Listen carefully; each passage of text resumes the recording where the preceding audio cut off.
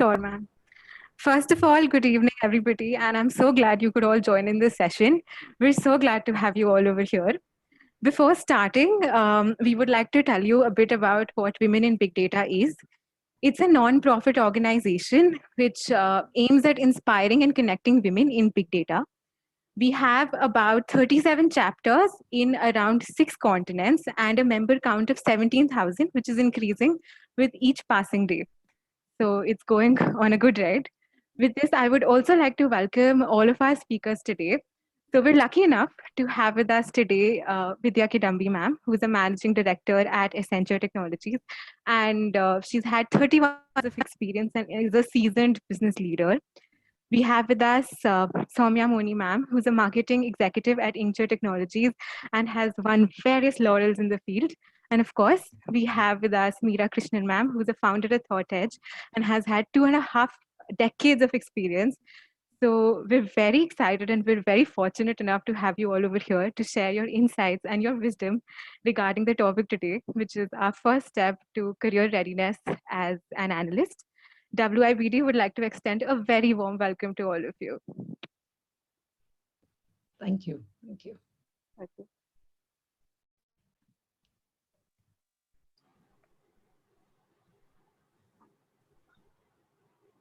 Anubhuti, are you going ahead with the presentation? Yes, ma'am. Thank you.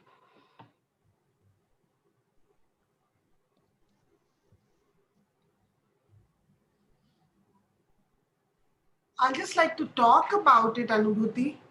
Could you just go to the previous slide, please? Yeah. Very good evening to all the esteemed panelists. And this is just to help the students who are managing the session and to all the attendees over here to give you insight about what we at Women in Big Data Forum at India chapter trying to achieve. We have got various pillars we'll be talking about you in the due course. And the main idea is to grasp and catch hold of the girls, so that they are skill set ready to be absorbed in the universe, in the industry. Next, please. These slides are available on our website also. You can visit us at womeninbigdata.org. And we are a global volunteer-driven organization with mission to cultivate tangible opportunities for women to unlock their latent potential through accessible training. We are there to act as a catalyst for their advancement through thought leadership. And this Women in Big Data started with just 15 people in July 2015 in US. And today, the way Priyanshu just said, we have, with every passing day, we have its members increasing. We are there to connect, cultivate, and enrich the skill development. We have got global executive committees, and we have chapter directors. I think more details are there and on our website, which can be seen. These are the various companies which are connected with us. There are partners and sponsors. Can we move ahead, please? Yeah, this is more relevant, Women in Big Data in India chapter. We are happy to be joined together by Soumya today, who's actually acting as a director also in the India chapter. Next, please. Yeah, this is an executive council team. We meet almost every weekend to decide about how, further we can get going. Next, please.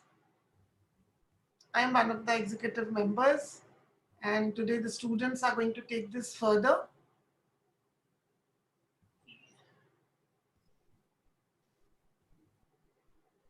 Yeah, so our goal, the way we were just saying, our goal with the Women in Big Data India chapter is to improve women representation in data and its elite fields across industry and academia at grassroots level.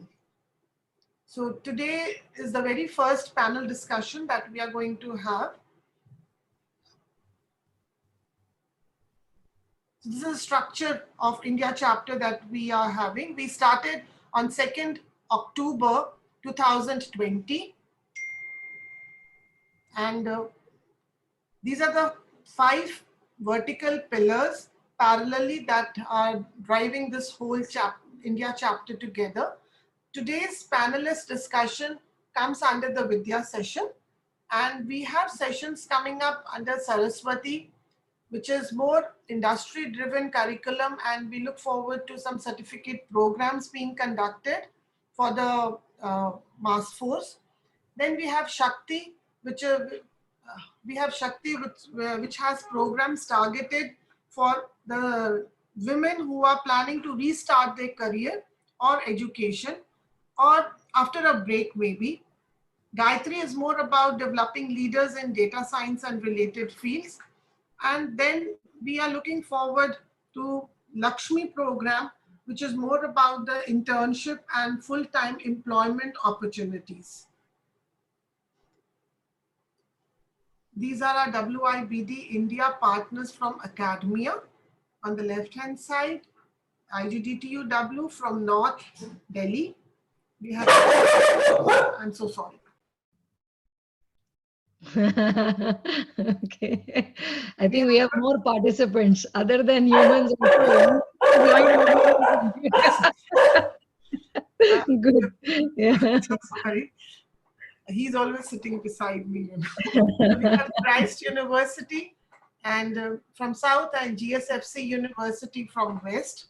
We started with in October itself. I think Christ University joined us very recently. And our industry partners are given on the right-hand side. We have today Ms. Meera from ThoughtEdge for the first time with us as a panelist. We have Arena Solution, Incher, Shuroz. We are growing in industry partnerships also. And maybe in the due course, we'll be coming up with more. The students, what they are going to gain out of this Vidya program and joining WIBD, the most important thing that the student community looks forward to is internship. It's the skill set. So I think this is one forum which will give them an opportunity to come up and see what is the requirement in the industry. So we have industry speakers over here to tell them about the opportunities coming up in the data field, and then how can they plan their career to have, you know, more opportunities coming ahead. So with that, I would ask my moderators to please take the session forward. Thank you so much. Thank you, ma'am, for that lovely introduction about WIBD. I would now like to ask Vidya, ma'am, to please take the stage and share your experience about all the lessons that you have learned through your journey. Thank you, ma'am. So thank you very much. Again, lovely being here and just listening to the introductions and getting an overview of WIBD. I'm so excited to see that we have really gone through and we have grown. And you very nicely put it, saying that every day we are increasing in number. And I think that sort of speaks for itself. A very brief introduction about myself. My name is Vidya. I have been in the industry for over 31 years now. To be honest, I've stopped counting for some time, now, because along with that experience, you realize that you also start counting your age, and I'm like, okay, stop here right now. But then it's been pretty exciting. So that's what I was thinking when I first started when I started my career journey about 31 years ago, somewhere around 1990. I remember it was 1990 January. We definitely did not have forums like this, right?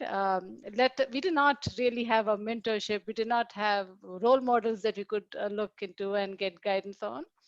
I think through the course, there's a lot of self-learnings and learning that I've gone through my career path. So I have a diverse experience. Started off as an electrical engineer, then worked in an electrical engineering organization for close to 11 years as power systems engineer. And then moved on into IT industry, and then I've been there for the last 18, 19 years now, right? So it's been a very diverse set of experience that I've gone through throughout my career, and I can tell you that every piece of that has been a lot of learning, a lot of joy and information for me. Again, very happy to be here today.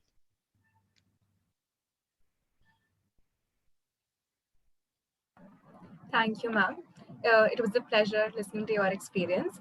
Meera, ma'am, we would request you to please share your insights about your journey with us. Thank you, ma'am. Sure. Thanks, Anubhuti. So at the onset, I'd like to thank the Women in Big Data and then representatives from the various academia that we have on board today for having me over for this panel discussion. Very accomplished panelists as well, Vidya, Soumya. I'm sure over the course of the next few minutes, it'll be a very, very insightful discussion. So if I were to just give you a quick synopsis of my career, I started my journey way back in mid 90s, and my tryst with data analysis, and it's incidentally I happen to work on a computer based um, software package that is used for breast cancer self detection. And at that point of time, it was based on C, C++, Airlog rule engines, just to name a few. It took about 8 to 10 parameters on the basis of which it could assess the risk of a person getting breast cancer. So that was the very first and small yet significant step towards data analysis. It was not by choice. It was not that data analysis as such as a discipline existed, even though we were doing so much of data analysis. But that was really one thing that I could recall is what I did.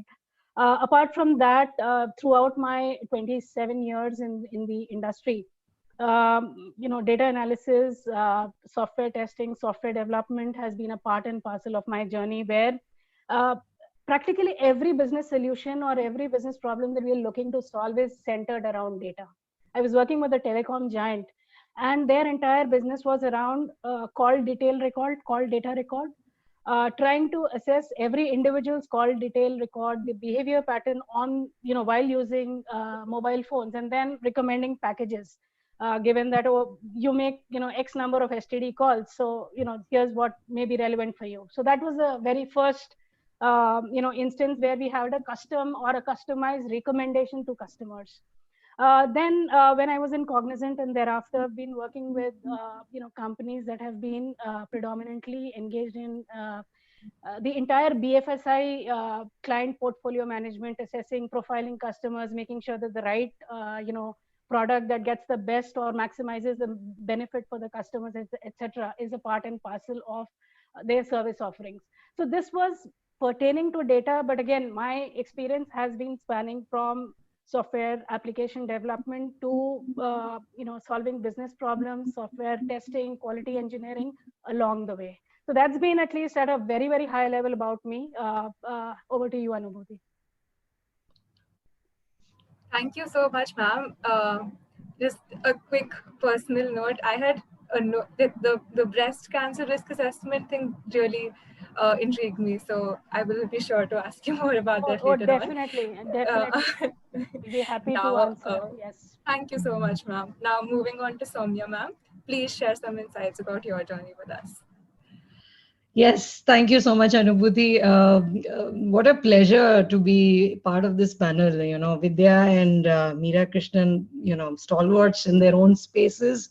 I'm little less experienced than them. Okay, 31, 27. I'm only 22 years, so I'm the youngest in the panel in terms of age and experience. I think it's been 22 years now in the industry. I've been in tech marketing and tech product management. I've worked in enterprise space for the longest time. My passion is marrying education and technology. I started my career with an edtech company, a startup in those times, looking at mobile learning in the times where Vedantu did not exist. So using education modules in Palm Pilot in those days. So I still remember that conversation, and and forward 2021, and I guess these are the unicorns that we are getting to see in the field of edtech. And then I moved on to do services, product marketing for very large organizations like HP and Oracle. Now I work for a company called Inkture. We're a digital applications company. We build digital applications on SAP, the technology stack. So very happy to be here. And my tryst with data has been more on the business side. I am not an engineer by education. And I've learned to absorb and look at data through only the strategy lens. So I've been part of very large strategy projects where data is consumed for solving a problem related to business. So either if a product line is not doing well, or a product market fitment analysis. So it's always been around strategy, and of course since I've worked in marketing for so many years, I've used data for understanding customer behavior, mapping the customer journey. I think data resides everywhere, and it's just that how you use that data and how you draw meaningful analysis and make it action oriented for yourself and for the problem that you're solving is what matters. So that's been my journey so far with data, and with Women in Big Data, I'm looking forward to that discipline and extending that experience and sharing that with all of you, with the co-panelists today. Over to you, Anubhuti. Thank you so much, ma'am. It was lovely to hear about your journey. Now, I think on behalf of all the participants, we have a few questions that we would like to ask you and get to know your views about. So, Priyanshi. Thank you so much, Anubhuti.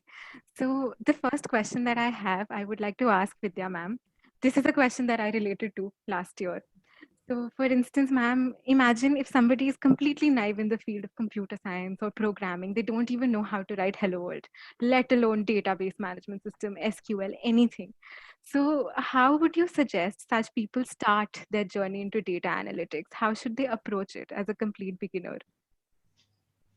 A very good question, right? And I think the beauty of data science and the data field is the fact that you don't necessarily have to be a deep coder, right, to actually start your career there.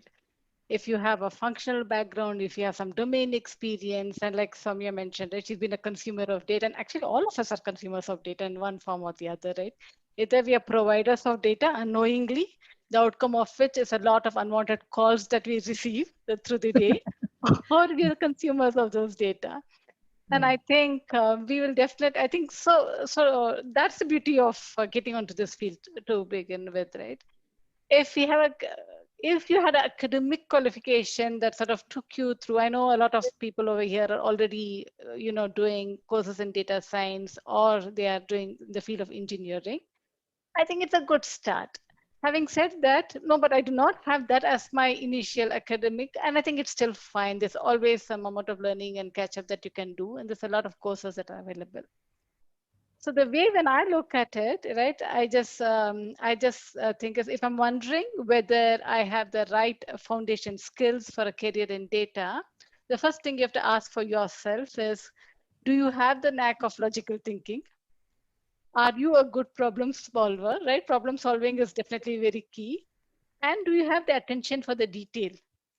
And if the answer is yes to any of these, most likely than not, you're going to enjoy being in the career of data and AI, right? So that's something. And most importantly, what I wanted to mention is that if you're all at the start of your career, especially for the ones that are beginning now, as a beginners in the career, we all begin at some point. I have been a beginner at some point, and each one of us have started off at some point in time. And this, as far as I'm concerned, is the least of anyone's concern, and you should not be worried at all. In fact, from data and AI perspective, I feel data and AI are the driving force behind this whole aspect of digital era, right? And keeping that in mind, I must say that you're probably in the most opportune time to start a field in data. So that is my perspective. So how do I actually, with the attributes, if I have some attributes, then how do I really go about building my career and starting my career in data? A few things, right? First of all, there are a lot of resources. There's a lot and enough of resources for you to begin, pursue your career. So please do not be worried at all. Some tips that I would like to, as food for thought, that I would like to share with all of you is find a mentor. And the reason I say you find a mentor is data is a very vast field, right? Data and AI, it's a very vast field. So it's important, while you don't have to decide right now on what your specialization has to be, but if you had a mentor with whom you could speak and understand the lay of the land and what kind of opportunities that you have, then our ability to focus and drive through in those areas is much better, and hence find a mentor. The second is build your skills. Yes, I did not code before. Yes, I had a different line. I'm changing my line now. I'm starting afresh, but no worries, right? There are a lot of certification courses, and very good ones, by the way, very, very good ones that are available. You could, there are certification courses in data modeling, there are certification courses in data visualization, there are courses in cloud, you can think of data security, so there's a lot available. So definitely opportunities to build your skill. And if you're serious about it, do spend some time and think on how you would like to build the skill. The third thing is, explore getting into an internship kind of a role, right? When you're looking up at taking up an internship role in an organization, see if there are any data analyst role or internship for data analyst available. So it sort of gives you a head start the moment you have that role, and then the moment you start getting into that role and start working or even shadowing somebody as a part of that internship role, there's a lot that will unfold in front of you and that you can pick and you can start learning from. The last but not the least, please do not feel overwhelmed, right? Irrespective of what I said about certification courses and what you've heard so far, do not feel overwhelmed. The reason I'm saying is if you're a fresher and you're going to start afresh in any organization, a lot of organizations, right, a lot of large, probably all the large organizations definitely have a data and AI capability. And along with that, there's a lot of training available. So typically as organizations, we ensure that there's enough training being provided to people, to our joiners who can actually use it as a head start to make a career in that particular field. So not to be worried at all. So I must say that you're all set to have a wonderful career in data. So. Ma'am, could you, like you mentioned that we should have a mentor. So could you share a bit about your personal journey as a mentor as well? So, okay, so there are two things that I want to talk, right? As a mentee, I want to talk a little bit as a mentee, and then I'll talk as a mentor. So during my career, like I mentioned, I started my career about 31 years ago. And to be honest with you, in those days, the concept of mentor, mentee was really not there. So you sort of grabbed every opportunity to learn. So you got a bad feedback, depending upon how you took it, you used it as an opportunity to basically see how you can improvise and take it further from there. But I also looked upon some of my leadership within my organization that were very strong, right? That had a very diverse perspective, who came from very diverse background, and sort of were able to make a career for themselves. I've had some very interesting conversations, and it's very interesting that even today, when I'm talking to my team, when I quote of instances, I actually go back and quote on what I learned during my initial stages, because it's almost like a foundation, right? That sort of lays the foundation for you. I still remember some of the feedback and the comments that my initial bosses provided. So I used that to continue to quote. So that is something. So through my career journey, I managed to identify and pick mentors, right? Sometimes it happened just because you had a good conversation and you wanted to continue with this. And so you go on with it. Sometimes from an organization perspective, I have been assigned mentors in the course of a career journey, and both helped. Honestly, both helped. Any good conversation has been a great conversation. And that's why I feel mentoring is having a mentor. Mentor is not so much as a teacher who tells you do A, B, C, D, E. Mentor is about letting you decide, but giving you an opportunity to look at a larger perspective than you would have looked at had you just been by yourself, right? So that's something that has definitely helped as a mentee. As a mentor, I have been associated within the organization. I definitely take time off to mentor and guide people. But even outside of that, outside of the organization, I have actually been mentored to girl students that are in the technical education and that would like to pursue their career, especially young girls that are probably not coming from a financially very strong background and hence probably need some additional help than some of us who already have an upstart based on the kind of education that we have. So I've had some very interesting, good conversations, and I've been a mentor for some of those girls, and I continue to be to do mentoring. I'm actually associated with Catalyst, and I continue to do mentoring with them, and that's something that has definitely helped. And I already talked about the official aspect of it. Back to you. Thank you, ma'am. It was very insightful and inspirational to hear. It feels very sad that we just have an hour today and we're trying to, just have all the wisdom to us in this 1 hour. But it was great and very empowering to say the least. Thank you. My next question is for Meera, ma'am. Ma'am, we know that you've worked extensively in the field of big data and data quality engineering. So going on the same lines, if and we're very excited also that now Thought Edge has partnered with WIBD India. So my question to you is again, if somebody wants to break into the field of data quality engineering, how do they do it? How should they approach it? What strategies should be adopted? Sure. Thanks, Priyanshi. Excellent question. So before I dive deep into the data quality engineering, I will talk in general about data, some of the aspects, all of us know about. But before I dive deep into why data quality is essential, let me just relate and sort of socialize the idea that we all believe that data is all around us. Data analysis is probably happening at every step of our lives, right? If you see general elections, right, even before a structured discipline around data science was a part of our curriculum per se, we have seen that data analysis, data science, data validation has been a part and parcel of our journey. I mean, as a country, we've been doing general elections for so many years. So it's all about identifying data, identifying the sentiment of the people, identifying, validating, or the right subset of a population that could be a representation of my entire population, and then making forecasts based on the data, the patterns, and so on. I'm taking a very, very basic and generic example that all of us could relate to. Though, prior to this session, Soumya had told me that we have a very, very brilliant set of people who've done extensive training on data analytics, but just from a generic level, I want to talk about it.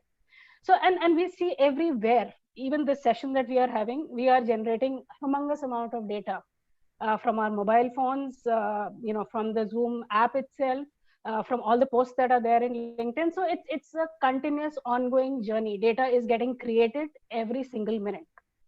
Hence a very, very important need for making sure that we refer to that one single source of truth, which can be relied upon for critical business decisions. Why business decisions? Even life decisions. With the increasing amount of variables that we have, your Apple Watch is tracking your heart rate, your blood pressure, it's monitoring your SpO2, it's monitoring your activity, it is monitoring how many steps you've taken, and then your BMI index. What is the probability, and God forbid, you guys are all young, but what is the probability of anybody getting a heart attack, for example? So it's all about data that is being monitored through your variables, and it's kind of getting transmitted, and then there are some AI models that are predicting the future behavior. So what does this tell us about data analysis? It is about our ability to collect data from multiple sources, be able to understand, analyze data to the extent that we are able to derive patterns from it, and then based on those patterns make a forecast. Now imagine, it is so very critical for this data to be accurate, right? On a lighter note, and I'm sure most of you would have bunked your college on some day of the week. Whether your parents know about it or not, your Paswali auntie will know that every Wednesday you skip college, right? So it is about collection of data. It is about identifying patterns. It is about identifying sort of consistency in that pattern, and then predicting, okay, next Wednesday she won't go to college. Just an example on a lighter note, not to undermine the importance of data analysis, right? And what has really changed in the world of data science for us in our childhood, probably many of you were not even born. our magic moment was whether really, when Maggie said you can cook Maggie in 2 minutes, by the clock, were you actually able to cook Maggie in 2 minutes? That was our eureka moment. And imagine what is a eureka moment for you. In the last 60 seconds that I spoke, the amount of data that has been globally interchanged across the world, right, in the form of shopping, in the form of Instagram posts, in the form of WhatsApp messages, in the form of text exchanges that are going on, is as much as 40,000 exabyte. And 1 exabyte is 1 billion gigabytes worth of data. Now, why I am talking about this, of course, there are statistics, there are enough and more statistics on the net to give you the accurate picture. But critical business decisions are being made on this data. Hence, the need to be able to rightly identify, analyze, segment, filter, convert, validate this data before you use it for business purposes, right? And hence the importance of data quality engineering. So as a data quality engineer, I would say that as a data quality engineer, your scope or purview does not end with just about validation. It is about understanding your use case, your business problem, how data moves, the entire data life cycle of transformation. How are you going to intend to use this data as a end output? And then make sure that at every phase you are validating this data. So if you were to ask me, data quality engineering, it probably covers every single step and aspect of what comes under the umbrella of data science. Over to you. Thank you, ma'am. Ma'am, I would just like to ask one more thing, as Sure. a fellow participant has also asked in the chat box. So could you shed some light on, on this project that you did, the breast cancer detector? And you mentioned that you did one of this, and you also worked in a telecom giant. So was there something that you learned specifically in one kind of project and something else that you learned in a different phase? So could you just tell us more about that? Sure. So let me just share one one fact about me, that medical science has been always my there's been a calling, and I was very fortunate to get involved in a project which was backed by a bunch of subject matter experts from, and this was in Calcutta. I was at that point of time based in Calcutta. So there is this Kidwai Cancer Institute in Calcutta. And so we had a panel of doctors who wanted to really, and you remember that pink revolution at that point of time had made it big. So there was this panel of doctors who wanted to see how we could leverage software engineering as a discipline to help proactively detect the risks or chances of acquiring breast cancer. And at that point of time, it was a very, very common problem. So it had a set of questions on the basis of which it profiled the participants. So it had very, very basic questions related to your biocycles, to your lifestyle, to your food habits, to the kind of exercise regime that you have in place, plus a lot more. And on the basis of and your age, your ethnicity, because I think people belonging to different zones or regions in the world are prone or subjected or predisposed to this condition as against the other. So there are multiple factors at play, not a single one. And then after taking this input, it just took it into a rule-based engine on the basis of which it just did a risk profiling as high, medium, and low category risk for the participant. After which this data was manually intervened and validated by the doctors, data analysis in the present day. And after which they would suggest and recommend some corrective and preventive measures that you could take, certain things that were changeable more in terms of lifestyle, your lifestyle habits, so on and so forth, to be able to prevent, if not prevent, at least defer this, this ailment coming in.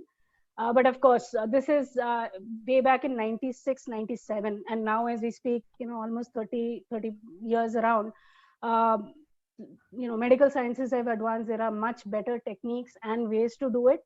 But yeah, in its very small sense, it was a very, very insightful exercise, and something that I had a passion for, a natural passion for, which I was involved in. To answer your second question, when I worked with this telecom giant and when it was about interconnect billing and going through the call detail records and then suggesting, what is the best package for you? Because, we would assess that after 9 p.m., this person makes, 8 calls to different parts of the country. So I'll give a package where, you make a Vodafone to Vodafone call, you get X discount. You make a Vodafone to Airtel call, you get Y discount. So basically packaging the entire plan for the end user to create that wow factor that this telecom provider has given me something that I really need and addresses my need. Now the basic difference between the two projects was, one was about life, the other was about luxury.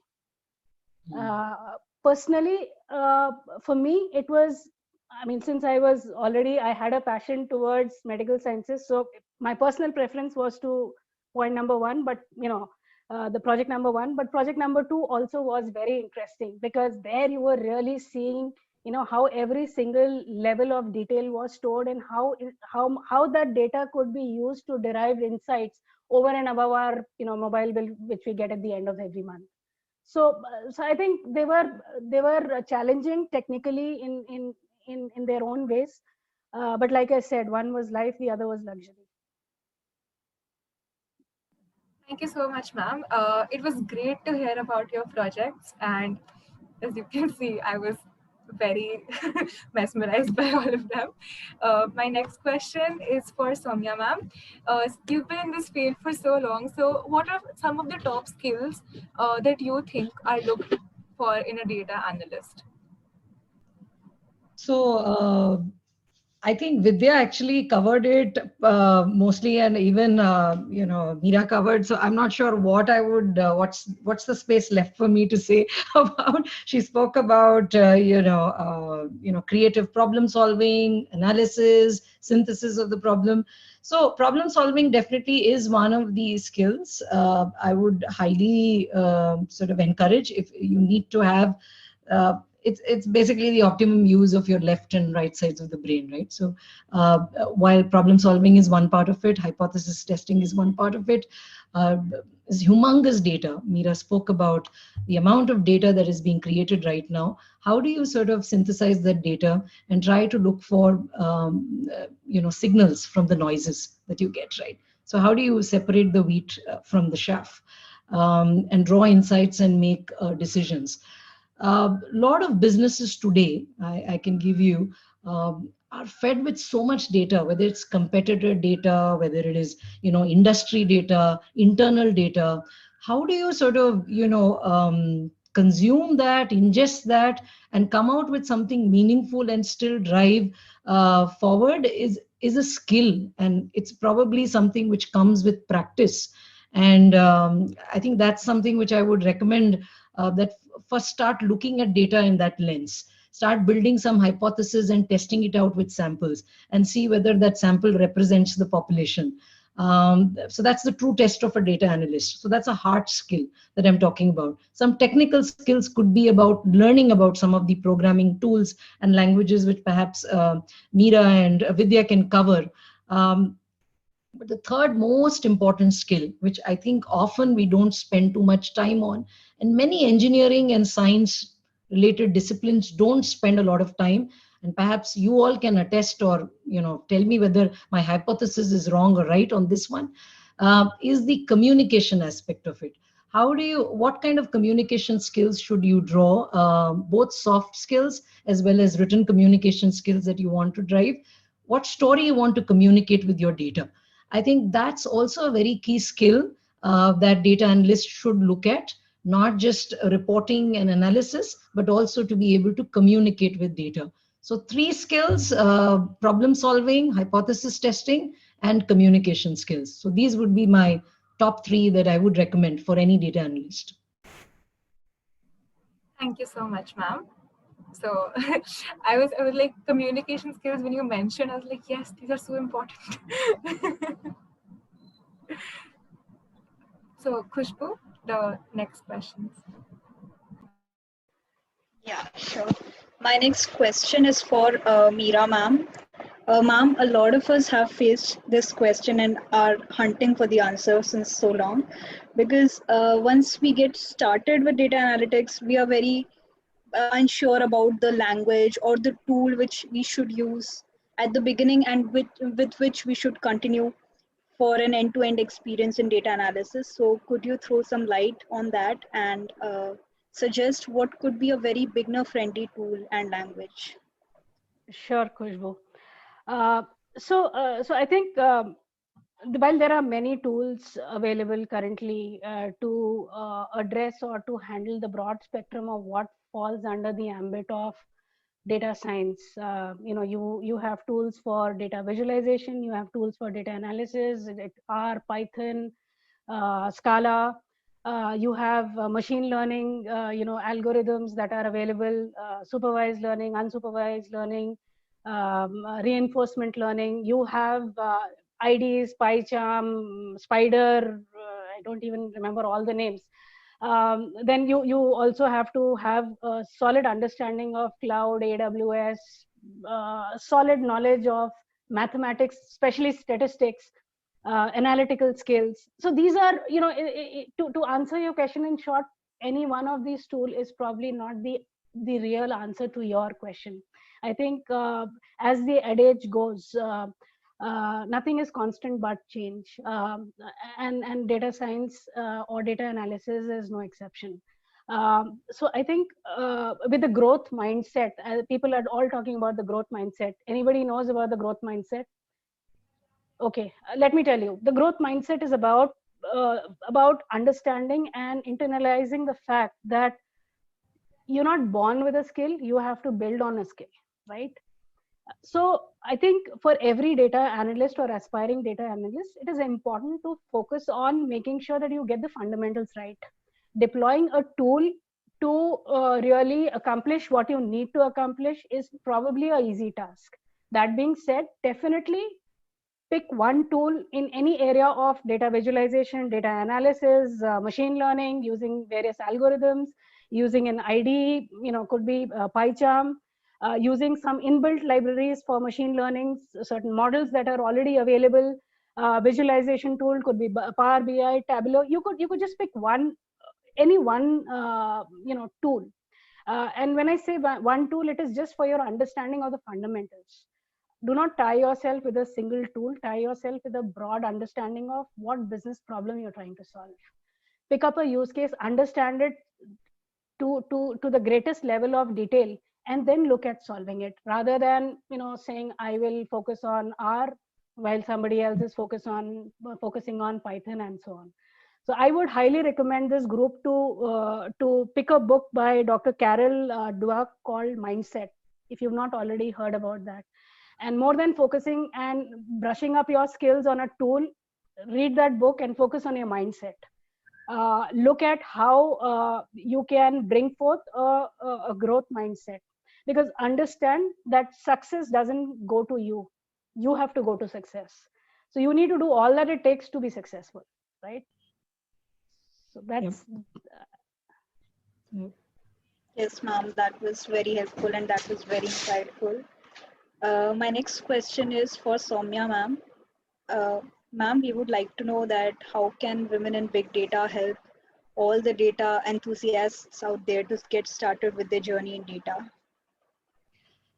Yeah, so I think Khushbu, you will probably answer this question. How can women in big data, being a member of Women in Big Data, help you? Does this session help you in any way? Definitely, ma'am. Yes, ma'am. Getting the insights from all of you has always helped us. Great. So Women in Big Data's role is essentially to do that, is to create an ecosystem of bridging what I say is a fairly big gap between industry and academia. What you study, and that's perhaps the reason why we're doing these sessions, is to basically give you a real life glimpse of women or men who've accomplished a lot in their careers. And they've started where there were no mentors, as Vidya spoke about, and there were no tools or formal education on data. but they all learned through the experience, they all learned through feedback, they all learned through hard work, and research that they did on their own, as well as relying on others and their cohort. I think the fungibility to learn, there's no substitution to hard work. So women in big data is to encourage women who are looking to help themselves, reach out to such mentors. We have a mentorship program through Gayatri, where we are looking forward to mentoring women who are not only starting their career as data analysts, but also women who are looking to restart their career, or even looking to make a lateral shift in data. Data engineering is made out to be a lot more harder than what it is. And that's why women like Vidya and Meera, we are getting onto the platform to tell them that it's not so much about the tool or the language that you need to learn, or the hard skill. It's about the growth mindset. It's about making sure that you have the aptitude and attitude to work hard, and learn from the ecosystem, right? Helping each other. So that's what Women in Big Data is doing through all of its programs. Vidya is, of course, a program which Dr. Jasdeep is running, where we're looking at like-minded individuals and students to come forward and share some of their problems. The other thing which we're trying to do with Women in Big Data is to also get some projects, data-intensive projects, which are available on the public domain. And one very beautiful example that Meera spoke about is for social good, really, breast cancer detection, right? So we're also looking at how data, public data can be used for analysis, and some interesting insights, which we can use and which you all have access to. So you can help, what I say is data for social good. So we're looking to tie up with universities and with public institutions to make that data available and consumable for the academia, as well as from the companies, which is, of course, non-sensitive data, to make sure that this data discipline grows. So these are some of the areas that we think that women in big data can help, as to build that ecosystem of women who can grow in this field. And we're looking at women like you, Khushbu, and Anubhuti, to come forward and spearhead some of these projects. Will you do that? Yes, ma'am, Definitely, ma'am. Good job. Yeah. Thank you so much, ma'am. I think I have one more question that I would like to pose to all the panelists over here. So as a student and as a young person, I generally come across this dilemma where there's an information overload. There is too much data for me to look at and make a decision as to what I really want to do. Right now, if I'm exploring, I'll see that, data analysts, we can go to any industry. There's a data revolution in general that is coming up. So again, my question is, do I like the skill and then adapt to the industry, or do I choose an industry and then adapt to the skill? That is something that really presses upon my mind at times. How does that really work? And considering all of you are here from such different fields, I would genuinely, be very grateful if I could hear what you all have to say. So yeah, Vidya ma'am, if you could probably start. Yes, yeah. And I think it's a very interesting question, right? Do I start with technology and then choose the industry? Do I start with the industry and choose the technology then?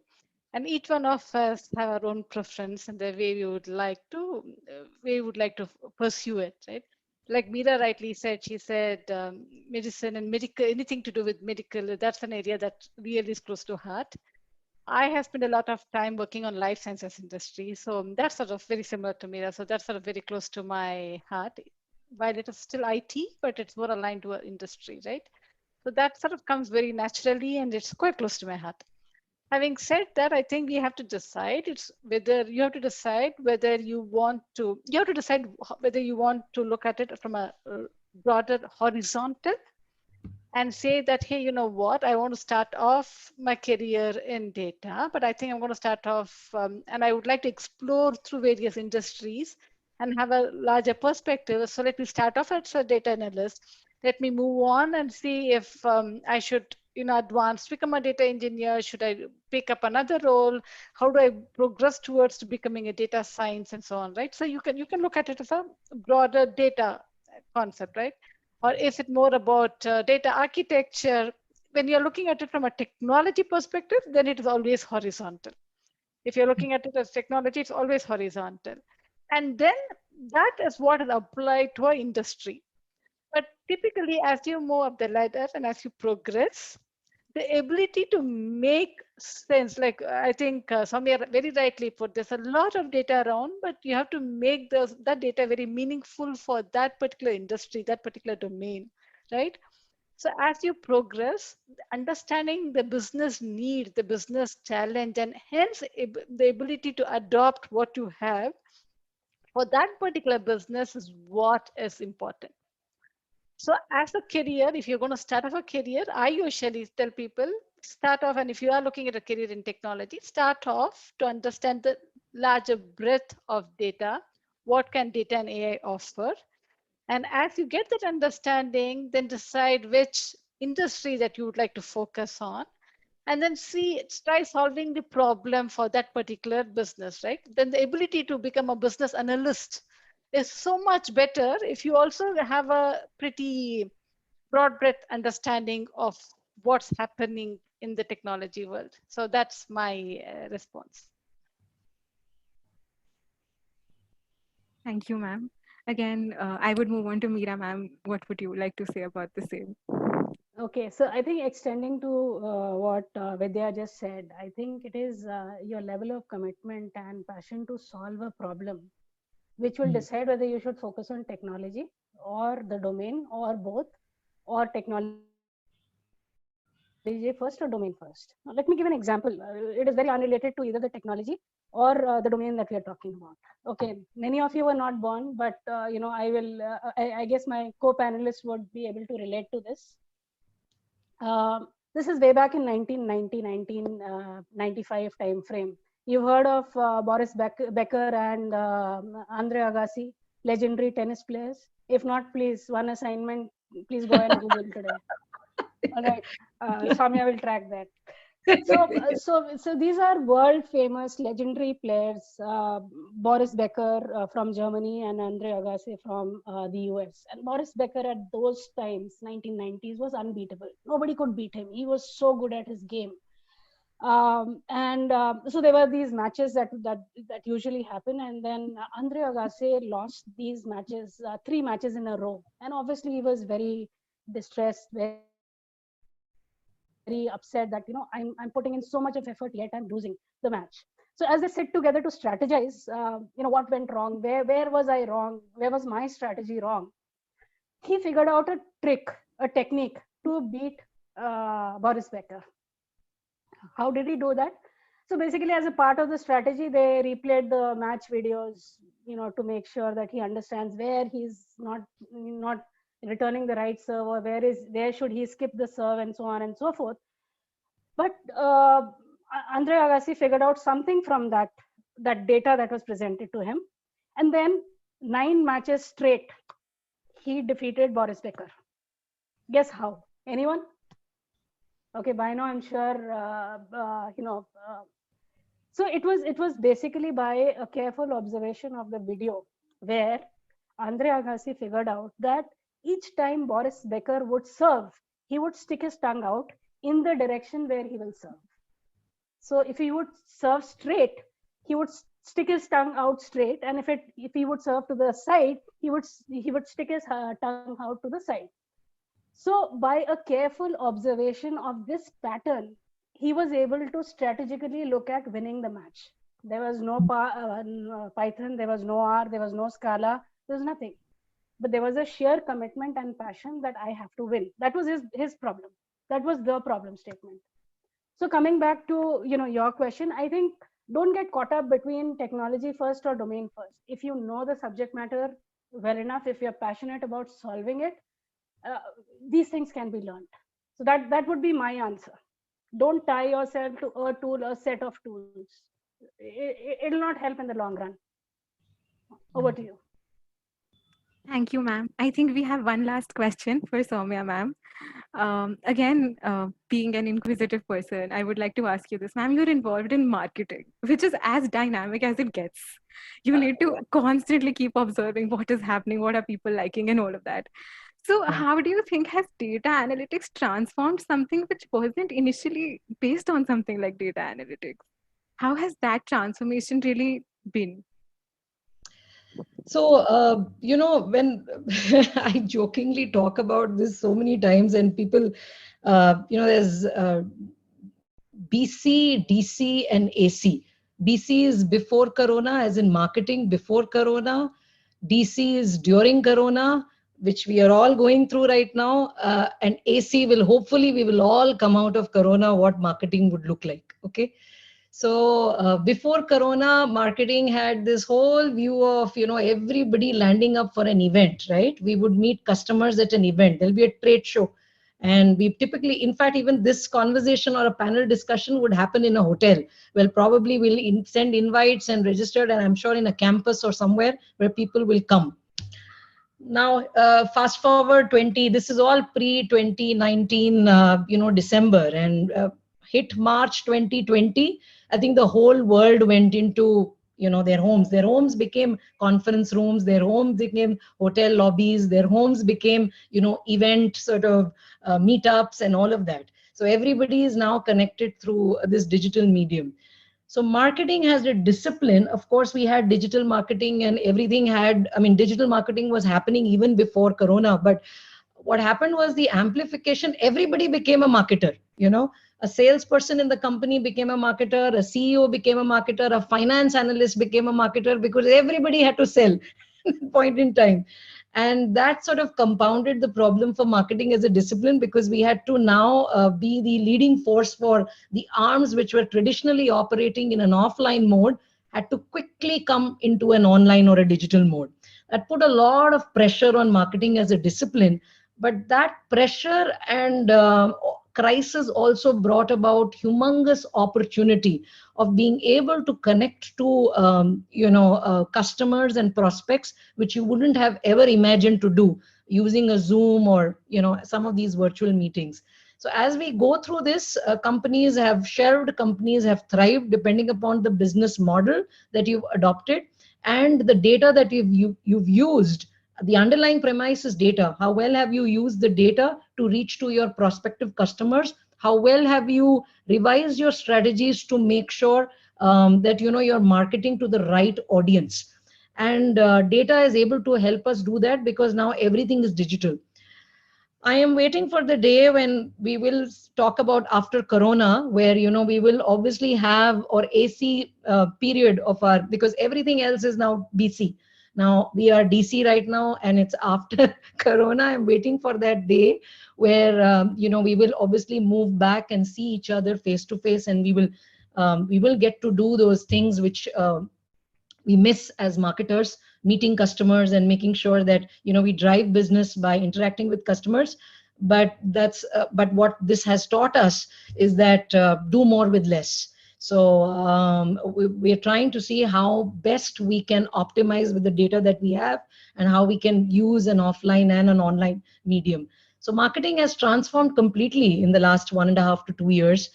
We now have more marketers, and I'm sort of co-opting Meera and Vidya, who are technology experts, also have become marketers. You all are actually marketers in a way. So very happy to have a growing ecosystem of marketers in the last 1.5 years. So that's my answer. Okay. Thank you, ma'am. That was a very much needed perspective that had to be put out there. So off to Khushbu again. Yes, ma'am. Before concluding, can we take a screenshot of all the participants? And ma'am, if you would allow, we can take a picture. Any participants who are comfortable to switch on their video may do. Yeah.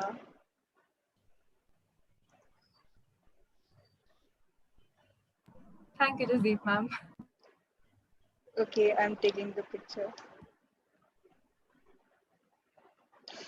Done. Thank you so much.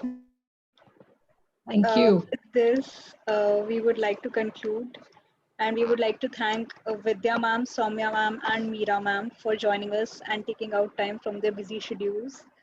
I'm very sure that all of us have gained insight and knowledge from the wisdom that was imparted today. And all of us enjoyed this session a lot, because this was in a Q&A style. And we got to hear a lot of insights in such a short amount of time that we were hoping if we could extend the session a little. But of course, there is a time constraint. So I think with this, we will be concluding the session, and Women in Big Data will be conducting numerous such sessions in the future. And we would be glad if all of us could join us then too. Thank you so much, all of you who have joined and made this session a success. You can follow us on various social media platforms like LinkedIn and Instagram. We will be sharing them on the chat box, all the handles. And thank you so much. Kindly provide your valuable feedback. Have a great day and take care. Thank you so much. Thank you very much. you. Thank you Thank for you so much. organizing Thank this. you. Thank Thank you. you, Vidya. Thank you, Meera. Thank you, everybody. Thank you, Dr. Jasdeep. Bye-bye. Forward to Bye-bye. connect again very soon in other Sure. workshops. And Thank thank you you. so much, girls. Thank you. Bye. Yeah. Thank you, Yes, ma'am. you, ma'am. thanks everyone. The links have been shared in the chat box.